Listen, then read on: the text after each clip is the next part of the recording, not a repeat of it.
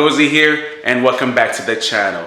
I happen to get a day off, but we are still up early because we've got work to do. I know I'm looking a little tired, but if you've seen the prior videos, you know that we made a few changes to the setup. Went with a bigger blower, better flowing heads, distance suspension work as well. So for me, my first priority was getting the fueling dialed in, right? I can't troubleshoot suspension if my fueling is on all kinds of crazy stuff. So like I said, started making small test hits, revved it up to about 5,500 RPMs, adjusted the fueling, revved up a little bit higher, right around 66,000 RPMs. And then for my fourth hit, I revved up to about 7,000. Dialing that fueling in. So for me, my target has been right around that 11.3 to 11.5 AFR. It's a bit on the rich side, but my idea behind that was I'm running two dual meth nozzles. And for me, it was more of a safety thing, right? I'm not adding any more juice to the timing, any more juice to the tune since I put the meth on. For me, it's been more so, you know, for octane boosting, right? Keeping things cool. And I'm targeting a richer air fuel in case the meth system takes a crap on me. It doesn't run too lean where it becomes detrimental to the motor. Targeting an 11.4, 11.5, and we're slowly getting there. I think I saw a little bit of 12s in the upper ranges, so still got a little bit more work to do. I had all the timing pulled out of it. That way I didn't have to worry about braking traction or, you know, just having a bunch of stuff going on. So started at 10 degrees, right? Traction, suspension held up pretty well. We also added the wicker bill on the drag wing, and I think that's playing a small factor in that as well, obviously, along with the Viking coilovers. I haven't messed with the settings too much, so what I did was I have the rebound and the compression both set pretty much down the middle, 10 clicks to the right, on all four corners. I haven't even started making any suspension dial-ins so far. I think that'll come once I start throwing some timing in it and see if the car wants to break traction. But one thing I will say though is, with the front sway bar removed, it still drives like a dream. Okay, so with the leaf spring setup, I couldn't even keep the car straight, cruising at like 80 miles an hour on the highway. But now with the coils front and back, even with no front sway bar, it drives way better than it did with the front sway bar and the leaf spring. I didn't really pay too much attention to the body roll as far as taking the off ramp, but I do know for sure. Straight shot, bread and butter, definitely a night and day difference. And I also went ahead and I replaced the whole meth system. The kit I had initially installed was used. It was a little bit older, so I got a more updated version with a better layout. And because I have it mounted to the side, that gives it a better orientation. Currently have the gain set at 7. Got the system set to kick on at right around 7 pounds of boost. Looked through the data logs, and based on my map reading, it would appear as if the F1R was flowing more air in the mid-ranges, at least more than the F1-X is. But then I have to remember, right? So we upgraded the head, so that means that this setup overall is more efficient now. So I'm not gonna see crazy, you know, numbers on my boost gauge or my map reading, because if the setup is able to process that air flowing through it a lot better, then it'll probably bring that map reading down, and which is what I'm thinking, right? So better heads, better flow, less restriction, might reflect less boost. So right now at 10 degrees, my butt dyno really isn't working. It doesn't feel crazy fast, crazy difference. So once I start to ramp in that timing, I'll see what the car feels like, and obviously whenever we do get a chance, throw it in the dyno and see the difference in the numbers. All right, and then over here we've got a C7 Stingray, slightly modded. Got a bunch of carbon fiber pieces. They love the wheels on the car as well. As you know, black is king. Carbon fiber hood as well. All right, so she came in for some suspension parts. We're gonna be doing a 15-inch conversion. Right now, I believe it's all factory.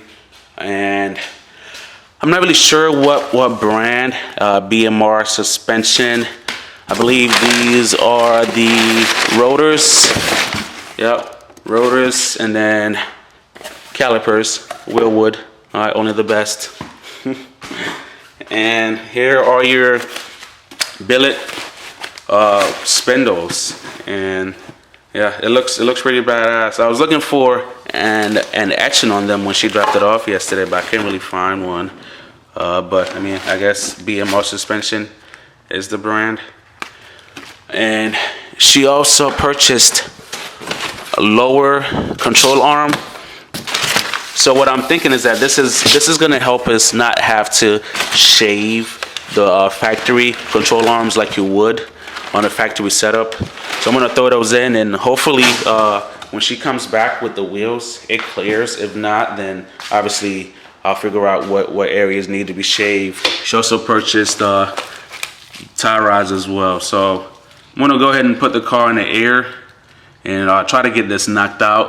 That way I can get back to dialing this baby in. Let me go ahead and put this car, jack it up, and start taking out the old suspension parts. We're almost halfway through the process. I had to support the trans and diff and actually drop the rear subframe because the camber or the tow arm, the bolt for it on this side was actually inserted this way, so there wasn't really a way to back it out without coming in contact with the fuel tank. So it was either drop the fuel tank or drop the subframe. Obviously, subframe being a lot easier to do, and then the third option would have been to cut the bolt, but I didn't want to do that. So drop the subframe, and I was able to back the bolt out. So here we have driver, passenger side, and I'm about to bolt the subframe back on and then go ahead and start transferring the parts over. And then obviously when I'm slapping it back on, I'm going to insert the bolt from the forward position with the head of the bolt facing aft. That way it'd be easier to undo this later on without having to drop the subframe for the next guy.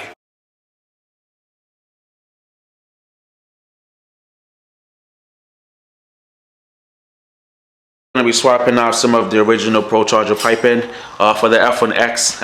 It comes 3.5 inch outlet, and some of the original piping that came with the F1R, and I believe even with the F1-X out of factory, is a 3 inch. All right, so which is a lot, I would say is a bit on the restrictive side. So we're going to be taking all that out. I'm going to have my boy Dalton pretty much transfer this blow-off valve from this 3 inch piping to the 3.5 inch, and then he's gonna do the powder coating and make it look all nice and pretty. I was able to shop around and I found silicone elbow, so that this will go in place of that. And for the rest of it, I'm gonna be using this nice little elbow here. So try to minimize the amount of silicone we have. If I could have found another one of these pieces, I probably wouldn't have used the silicone, but I mean, I guess it kind of helps with helps with the fitment. So this having tons of room on both sides, I'll be able to trim it to where I need it. Looks like this end is perfect, so I'm going to just trim it on this end, and I could probably use that as a rubber coupling for some of the joints for the pipe to pipe 3.5 inch.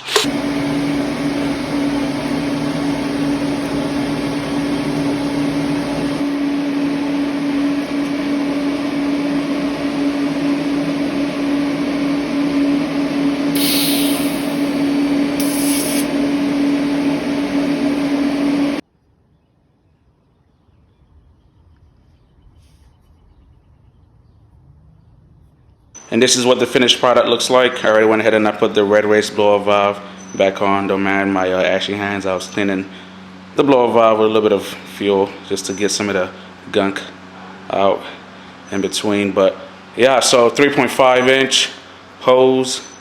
All right, and compare that to how it came with a 3 inch hose. And you can just see the size difference between the two. So here's a 3.5 inch upgrade. Here's a 3 inch.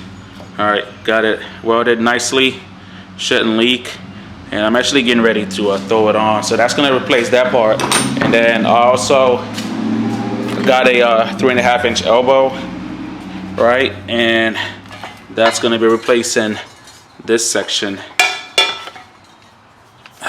That's gonna be replacing this section. It's kind of scraped a little bit at the bottom of the car, so with the new design, it's gonna sit up a little bit higher as well.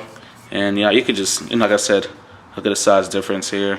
And then I had left the sides, the legs a little longer, so I can utilize less of the rubber coupling.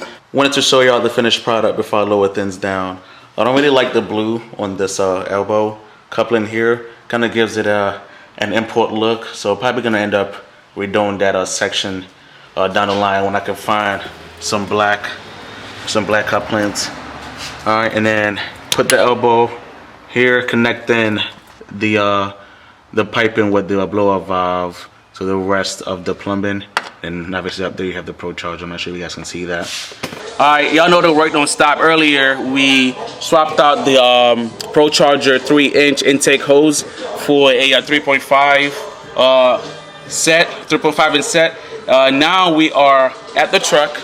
All right, so I already took the high ram off, took the valve covers off this side, and I'm gonna flip this camera around just so you guys can see what we're working with here. But literally the intake valves on all the cylinders look wet, and then on the driver's side, intake cylinder 1 probably looks about the worst, right? It just has a pool of oil just sitting on top of that valve cover. I'm gonna see if I could focus it. I don't know if you guys can see that, but literally just a pool of oil. So that tells me that it's looking like the valve seal, honestly, right? It's looking like the valve seal. That one also has a pool of oil, but cylinder 1 being the worst. Like they all look similar. I don't know if I can show you guys the passenger side, but yeah. So obviously I was hoping that it would be the valve seal, because nobody wants to do a piston ring job right now. Last time I did valve springs on a set of heads, I had the heads off the car. It was my brother's yellow vet. But for this one, I'm going to try to keep the heads on.